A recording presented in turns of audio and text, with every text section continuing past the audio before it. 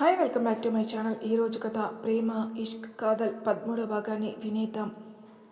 ఏదో ఆలోచన వచ్చిందని నవ్వుకుంటూ కిందికెళ్ళి జయంతి గారిచ్చిన డ్రెస్ తీసుకొని ఎవరూ చూడకుండా టెర్రస్ మీదకెళ్ళి తన రూమ్కి వచ్చే వాటర్ లైన్ ఆపేసి ఏమీ తెలియనట్టు రూమ్కి వచ్చి, సార్ మీ డ్రెస్ ఇక్కడ పెట్టాను, మీరు తొందరగా రెడీ అయ్యి కిందికి రండి అని చెప్పి బయటికి పరిగెడుతుంది. మళ్ళీ శరత్ ఏమన్నా పిలుస్తాడేమని బాత్రూమ్కి వెళ్ళి ఫ్రెష్ అవుతూ, శరత్ నేనెందుకు ఇలా అయిపోతున్నాను, మంచు ఫోటోను చూసి అలా ఉండిపోయానే, తను అడగగానే ఏదో కవర్ చేశాను కాబట్టి సరిపోయింది, లేకపోతేనా అమ్మో, అయినా ఏ మాటకు ఆ మాట చెప్పుకోవాలి.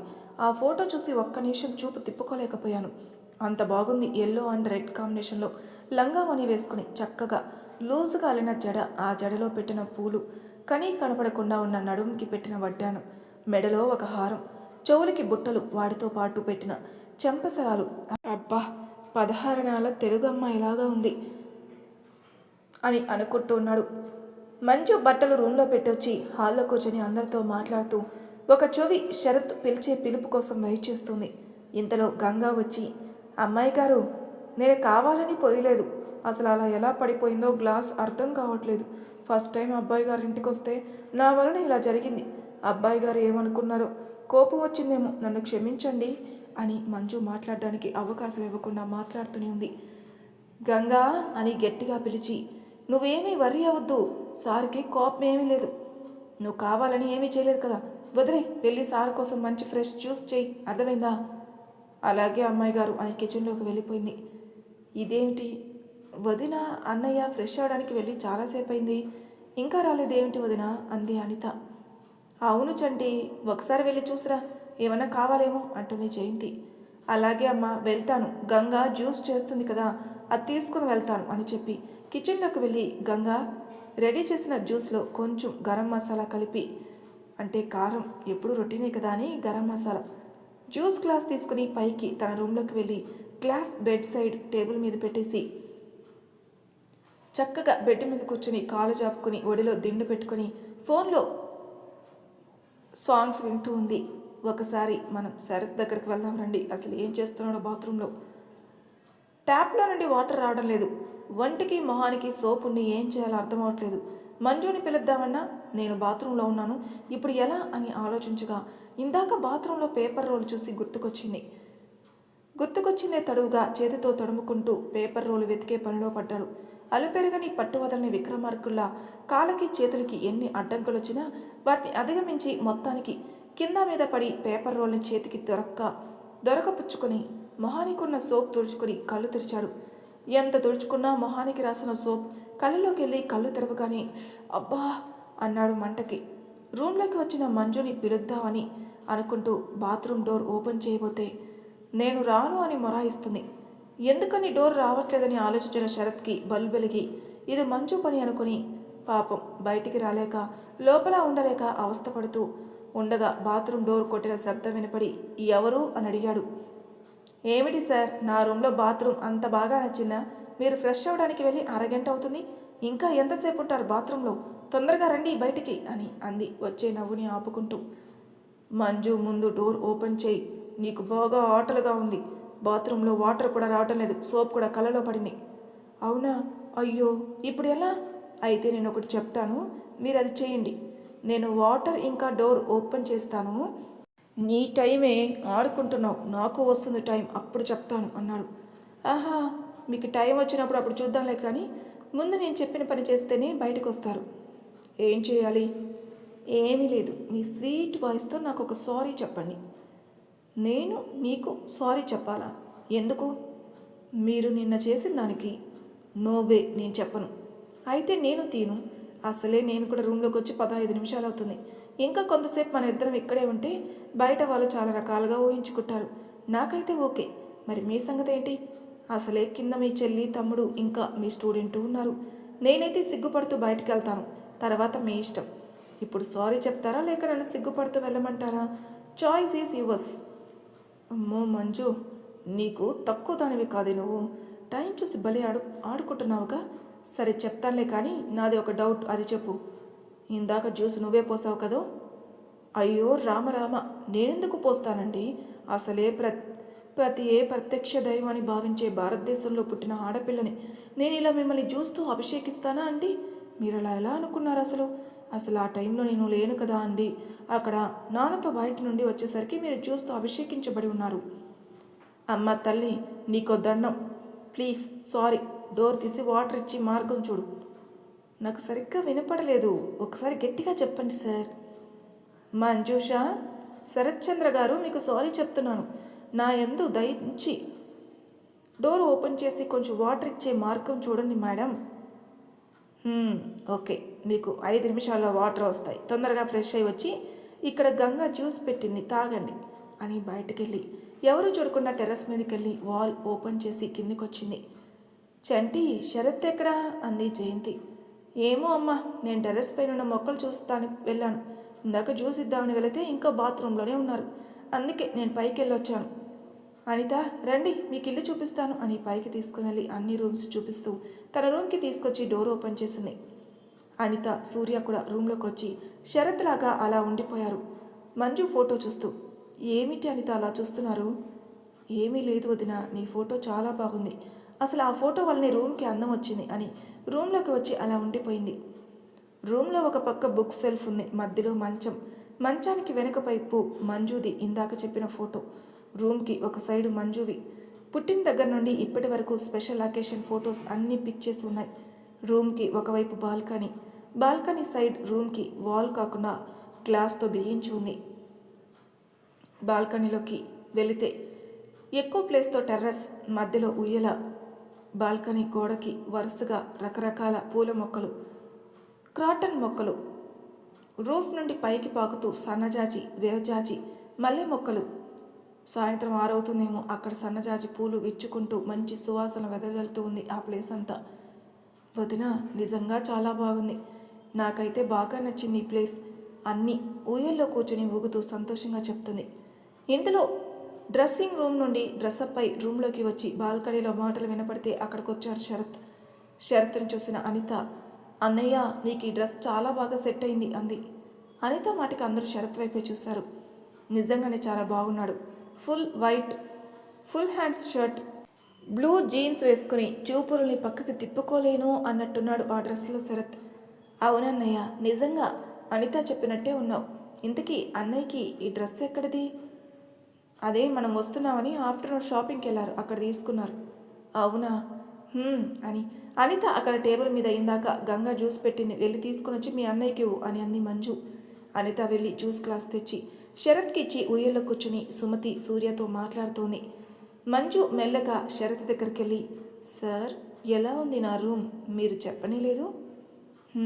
పర్వాలేదు, బాగానే ఉంది, నాకు ఇక్కడ నచ్చింది. చుట్టూ మొక్కలున్నాయి కదా, నీకు కూడా మొక్కలంటే ఇష్టమా? అవును సార్, చాలా ఇష్టం. సార్ మీకు ఒకటి చెప్పనా? ఏమిటి అన్నట్టు చూశాడు. మీరు ఈ డ్రెస్లో చాలా బాగున్నారు, మీకు ఈ కాంబినేషన్ బాగా సూట్ అయింది, అలాగే నాకు చాలా ఇష్టం ఈ కాంబినేషన్ అని చెప్పింది. అవునా అని నవ్వి ఊరుకున్నాడు. సార్, నేను మీకు కాంప్లిమెంట్ ఇచ్చాను, మీకు అర్థమవుతుందా? అర్థమైంది. అయితే నన్ను ఏం చేయమంటావు? నీకు దండేసి ఊరేగించమంటావా నాకు కాంప్లిమెంట్ ఇచ్చావని? నాకు అంత భాగ్యం వద్దులేండి సార్ అని జ్యూస్ తాగండి, వచ్చిన దగ్గర నుండి అసలు ఏమీ తినలేదు మీరు. అలాగే అని జ్యూస్ ఒక స్విప్ చేసి అలా ఉండిపోయాడు. మంజు వచ్చే నవ్వుని ఆపుకుంటుంది. ఏమైంది సార్? తాగండి జ్యూసు అని అంది. చూడు మంజు, ఈరోజు నీ అల్లరి చాలా ఎక్కువైంది. ఇందాక అలాగే నన్ను అంతసేపు బాత్రూంలోనే ఉంచావు, ఇప్పుడు జ్యూస్ అని చుట్టూ చూసి కావాలని వాళ్ళని ఎవరూ గమనించలేదని మంజు చెయ్యి వెనక్కి మడిచి గట్టిగా ఒక చేత్తో పట్టుకుని, నువ్వు కూడా ఏమీ తాగలేదు కదా అని జ్యూస్ మంజుకి తాగిస్తున్నాడు. మంజు వద్దుని గింజుకుంటూ రెండో చేత్తో గ్లాసుని పక్కకి నెట్టేయడానికి ట్రై చేస్తుంది, అయినా తన వల్ల కావడం లేదు. అప్పటికే కొంచెం జ్యూస్ తాగించేశాడు. ఒక పక్క నోరు మండుతుంది. ఇంకా ఇలా కాదని శరత్ వైపు చూస్తూ కన్ను కొట్టింది. మంజు అలా చేసేసరికి కొంచెం తడబడ్డాడు, చేయి కొంచెం లూజ్ అయింది. ఇదే సందని శరత్ని విడిపించుకొని కిందికెళ్ళి నోరు బాగా మండుతుంటే ఫ్రిడ్జ్లో ఐస్ క్రీమ్ ఉంటే తీసుకుని బయట పూల్ దగ్గర పరిగెత్తి అక్కడ టేబుల్ మీద కూర్చొని తింటూ ఉంది. మంజు రూమ్ బాల్కనీలో ఉయ్యల్లో ముగ్గురు కూర్చొని మాట్లాడుకుంటున్నారు. శరత్ మొక్కలు చూస్తూ వీళ్ళ దగ్గరకు వచ్చేసరికి సుమతి లెగిసి, మీరు కూర్చోండి సార్ అని వెళ్ళి గోడ దగ్గర నుంచుని అప్రయత్నంగా కిందికి చూసి గట్టిగా నవ్వుతుంది. సుమతి ఎందుకు అలా నవ్వుతుందో అర్థం అవ్వక ముగ్గురు సుమతి వైపే చూస్తున్నారు. ఎందుకు సుమతి అలా నవ్వుతున్నావు? అది శరత్ సార్, మీకు ఇప్పుడు ఒకరు చిన్నపిల్లలాగా దొంగతనంగా ఐస్ క్రీమ్ ఎలా తింటుందో చూపిస్తే మీరు కూడా ఇలాగే నవ్వుతారు. అవునా? ఎవరు సుమతి? ఇలా రండి, ఇటొచ్చి మీరే చూడండి. ముగ్గురు అక్కడికి వచ్చి కిందికి చూస్తారు. కింద మంజు ఒక కన్ను ఎవరు అన్నా వస్తున్నారేమో అన్నట్టు చూస్తూ గబగబా తింటూ ఉంది. అలా మంజుని చూసి అందరూ నవ్వుతారు. వదిన నిజంగా చిన్నపిల్లలాగే చేస్తుంది అంటుంది అనిత. అవును, చిన్నపిల్లే అంటే నమ్మేస్తారు అంటాడు సూర్య. మీ వదిన చిన్నపిల్ల ఏంటి? అందరినీ ఒక ఆట ఆడుకుంటుంది, సందు దొరకాలే కానీ. ఇందాక మంజు చేసింది గుర్తుకొచ్చి అలా అంటాడు శరత్. మంజుకి ఐస్ క్రీమ్ అంటే ఇష్టం, ఎక్కువ తింటే పడదు, అందుకే ఆంటీ తిన్నేవరు. ఎప్పుడన్నా ఇలా తింటుంది ఆంటీ చూడకుండా. ఇలా తింటూ ఆంటీకి దొరికిందో ఇంకా మంజు పని అంతే. శరత్ సార్, మీకు ఒకటి చెప్పాలి అంది సుమతి. చెప్పు సుమతి. మంజు చాలా మంచిది, అచ్చం చిన్నపిల్లల మనస్తత్వం. ఎవరికైనా హెల్ప్ కావాలంటే వెనక ముందు చూడదు, వాళ్ళకి హెల్ప్ చేసే వరకు. ఎవరైనా కష్టంలో ఉన్నారంటే ఆ కష్టం తనదిగా ఫీల్ అవుతుంది. ఎక్కడన్నా తప్పు జరుగుతూ ఉంటే చూస్తూ ఊరుకోదు. అందరికీ పొగరుగా కనిపిస్తుంది కానీ పొగరు అనేది ఉండదు. ఇంకా ఆస్తి ఉన్నా కూడా చాలా నార్మల్గా ఉంటుంది. ఇంకా నాకే సరిగ్గా వంట రాదు సార్, కానీ మంజుకి ఇంట్లో అన్ని పనులు వచ్చు.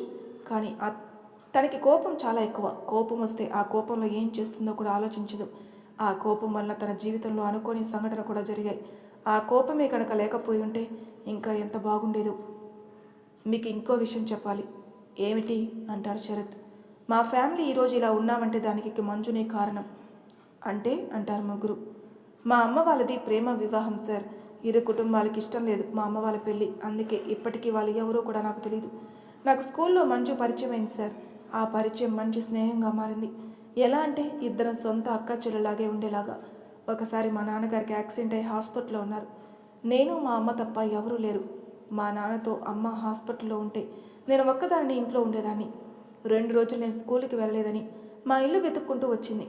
అక్కడ నేను ఒక్కదాన్ని ఆకలికి ఏడుస్తూ ఉంటే నన్ను చూసి ఏమైందని అడిగింది.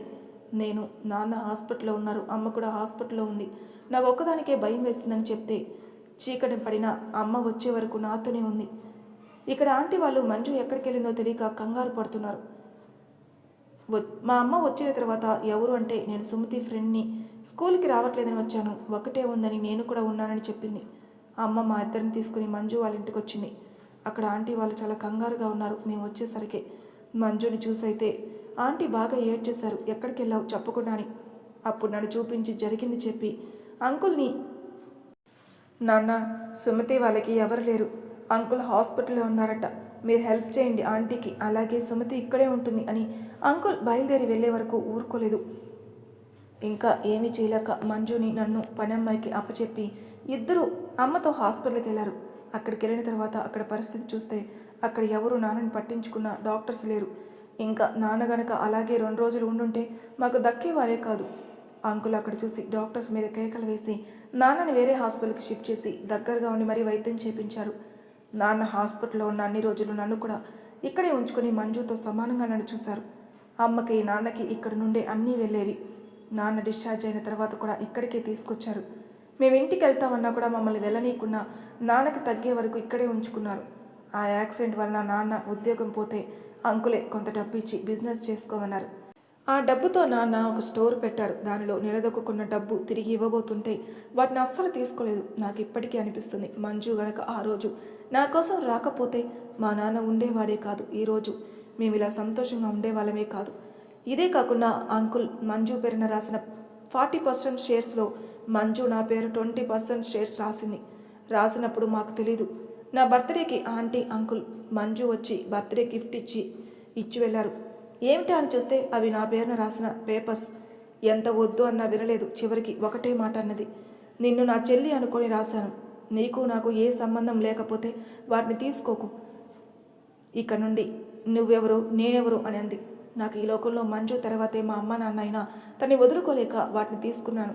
అప్పటి నుండి అంకుల్ మంజుకి ఎలా వచ్చిన లాభంలో డిపాజిట్ చేస్తారో అలాగే నాకు కూడా చేస్తున్నారు. నిజంగా నేను ఈ జన్మలో ఏ పుణ్యం చేసుకున్నాను, కానీ నాకు ఈ జన్మలో మంజు లాంటి స్నేహితురాలు దొరికింది అని చెప్పింది.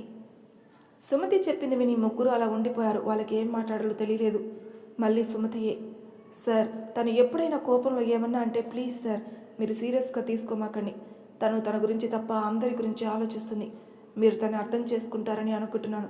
తను చిన్న పిల్ల, ఏమన్నా చేసినా మీరు ఏమనద్దు అని ఇంకా ఏదో చెప్పబోయింది. అంతలో గంగా వచ్చి అమ్మగారు పిలుస్తున్నారు, కిందికి రండి అని వెళ్ళబోతూ వెనక్కి తిరిగి, మంజు అమ్మ ఎక్కడ? ఇక్కడ మీతో లేదా? ఇక్కడికి రా గంగా, మంజు ఎక్కడుందో చూపిస్తాను అని గంగకి మంజుని చూపించింది సుమతి. అమ్మో, మంజు అమ్మ ఐస్ క్రీమ్ తింటుందా? అమ్మగారు చూస్తే కనుక ఊరుకోరే, నేను వెళ్ళి బాక్స్ తీసుకుంటాను అని గంగా వెళ్ళబోతుంటే గంగా అన్న పిలుపు వినబడి వెనక్కి తిరుగుతుంది. ఏమిటి అల్లుడు గారు పిలిచారు? నువ్వు ఇప్పుడు వెళ్ళి మంజు చేతిలో బాక్స్ తీసుకోవద్దు, అర్థమైందా? గంగా అలాగే అని కిందికి వెళ్తుంది. ఎందుకు సార్ వద్దన్నారు? ఆంటీ చూస్తే ఊరుకోరు. ఏమీ లేదు సుమతి, నాకు ఇప్పటి వరకు మీ ఫ్రెండ్ దొరకలేదు నా చేతికి ఆడుకోవడానికి, అందుకే అన్నాడు. అంటే మీ ఫ్రెండ్ నన్ను చిన్నపిల్లాన్ని చేసి బాగా ఆడుకుంటుంది. ఇందాక కూడా బాత్రూంలో పెట్టి బయట లాక్ చేసింది. అవునా అంది సుమతి. అవును, అందుకే నేను అంతసేపు ఉన్నాను పైన అని సూర్య వైపు చూశాడు శరత్. సూర్య చూపులు ఎక్కడో చిక్కుకున్నాయి. అవి ఎక్కడ గుచ్చుకున్నాయో చూసి కూడా శరత్ ఏమీ పట్టినట్టు వదిలేస్తాడు. మరి తర్వాయి భాగంలో ఏం జరగబోతుందో నెక్స్ట్ ఎపిసోడ్లో తెలుసుకుందాం. అంతవరకు నా ఛానల్ సబ్స్క్రైబ్ చేయని వాళ్ళు ప్లీజ్ సబ్స్క్రైబ్ చేసుకోండి, లైక్ చేసి షేర్ చేయండి, మీ అభిప్రాయాలు నా కామెంట్ రూపంలో తెలియజేయండి. Thank you for listening.